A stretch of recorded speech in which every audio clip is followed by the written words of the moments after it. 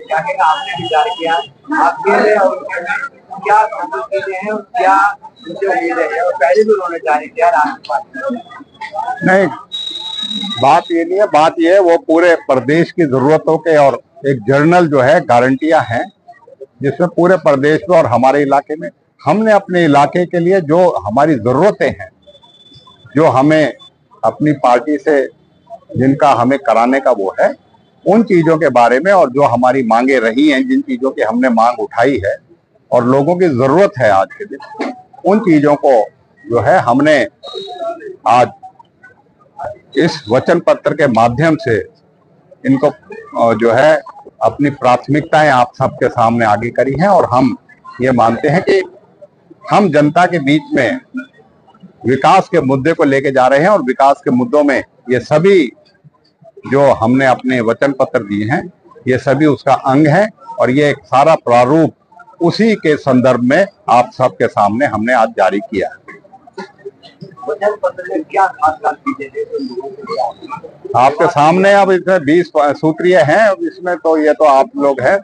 जो भी पढ़ के सुनाया आप लोगों के सामने। अब तो ये सारी चीजें हैं, चाहे वो स्वास्थ्य की बात हो, चाहे वो शिक्षा की बात हो, चाहे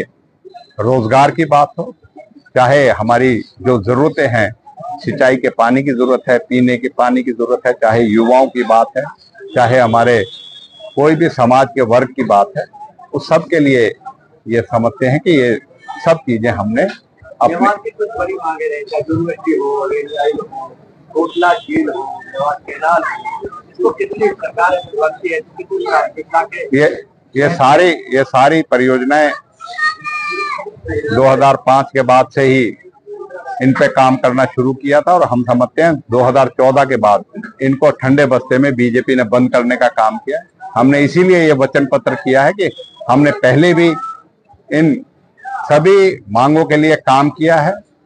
उन पर बहुत सी परियोजनाओं का काम सिरे चढ़ा है, बहुत सी चीजें इन्होंने अधूरी छोड़ दी और आज तक पूरी नहीं हुई। हम इन सभी जो जरूरत की चीजें हैं जो आज वचन पत्र में हमने आपके सामने पेश किए, उन सभी को हम पूरा करने का संकल्पित हैं और हम ये मानते हैं कि हम जनता के बीच में इन्हीं विकास के मुद्दों को लेके जा रहे हैं, जिसमें हमें आज सहयोग और हमें विश्वास भी लोग देता रहे हैं कि हम मिलके इस इलाके की लिए खुशहाली के लिए और अपने आने वाले मुस्तकबिल के लिए इन सब में वो हमें समर्थन दे भी रहे हैं। इसमें आपने सही कहा, चाहे हिंदुस्तान में जब चुनाव हुए तो इंडिया गठबंधन था, वही बीजेपी के खिलाफ लड़ा था और आज हरियाणा में केवल कांग्रेस पार्टी जनता की लड़ाई लड़ी है, जनता की आवाज उठाई है और इस प्रदेश के करोड़ों लोगों की भावनाओं की हमेशा उन्होंने अपने पार्टी के प्लेटफॉर्म पे, पार्टी के पटल पे उन चीजों को हमेशा प्रमुखता से उठाने का काम किया, उन्हें गंभीरता से पूरा करने का काम किया है और यही हमें संकल्प की बात है। और ये जो भी अन्य पार्टी हैं वो बीजेपी की सहयोगी दल रही हैं, आज भी हैं और आगे भी रहेंगी। ये पहले आपके सामने इस चीज के जो है कोई छुपी हुई बात नहीं है, पहले भी आपके सामने आ चुका है और आगे भी आ रहा है। और आज सिरसा की सीट को लेके कह दें, इनेलो जो कहती है कि हम वो जो है अलग है, इनेलो ने गोपाल कांडा से समझौता किया और बीजेपी ने वहां से अपना कैंडिडेट हटा लिया। इनका एक ही मकसद है कि किसी तरह के हरियाणा में कांग्रेस को रोकने का, और इसी षड्यंत्र को और इसी उसको जनता पूरी तरह भांप चुकी है और जनता ने फैसला कर लिया है। लोकसभा में भी चाहे आईएनएलडी थी, चाहे जेजेपी थी, उनका मुकाबला जो है वो नोटा से रहा था। विधानसभा में भी यही फिर से होने जा रहा है कि इन वोट कटुआ पार्टी इनका कोई जो है स्थान हरियाणा की राजनीति में, आगे वाले राजनीति में नहीं आएगा, क्योंकि लोग जो है इनका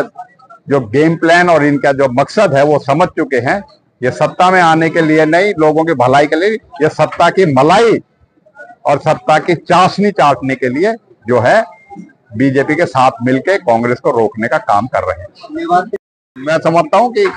जब पार्टियां मिली हुई हैं तो नेताओं का भी मकसद यही है कि किसी तरीके से, क्योंकि कांग्रेस को 3 विधायक यहाँ की जनता ने दिए थे और मैं समझता हूं कि अब 3 से संख्या बढ़ के 6 या 7 होने जा रही है आसपास के इलाकों के करने। तो मैं समझता हूं कि उनका एक ही मकसद है, किसी तरीके से जो विकास का और जो खुशहाली का पैगाम, और कांग्रेस जो भाईचारा और एकता का पैगाम लेके जनता के बीच में जाती है, अपनी नीतियां और अपनी जो सिद्धांतों के लिए जानी जाती है, उससे लोगों को किसी तरह बहका के बरगला के उनको हराने का काम करे और बीजेपी को जो है सहयोग करने का काम करे। मैं समझता हूं कि 70 से ज्यादा सीटें हरियाणा में आपकी बार कांग्रेस पार्टी को आने जा रही है। बीजेपी में चुनाव न लड़के बेटे को आगे कर दिया, क्या कहेंगे बेटे की? वो तो आप जाकिर हुसैन से पूछो, वो अगर राजनीति संन्यास तो नहीं लिया उसने। हाँ, बीजेपी में क्यों है और अपने बेटे को क्यों लोकदल से लड़ाया है? अगर उसको अपने बेटे से हमदर्दी है तो बीजेपी छोड़े और लोकदल में आके और अपने बेटे का खुल के प्रचार करे। यह नूरा कुश्ती क्या है बीजेपी के साथ मिलके और लोकदल के साथ मिलकर जनता को बेवकूफ बनाने का, जनता को बहकाने का काम करे। भरोसे का YouTube चैनल और सच्ची खबरें देखने के लिए हमारे खबर हक टीवी को सब्सक्राइब, लाइक और शेयर जरूर करें। और हां, सबसे पहले खबरें पाने के लिए बेल आइकन दबाना बिल्कुल भी ना भूलें।